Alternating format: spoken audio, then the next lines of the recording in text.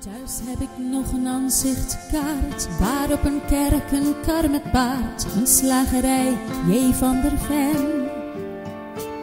Een kroeg, een juffrouw op de fiets, het zegt u hoogstwaarschijnlijk niets, maar het is waar ik geboren ben. Dit dorp, ik weet nog hoe het was, de boerenkinderen in de klas, een kar die ratelt op de keien.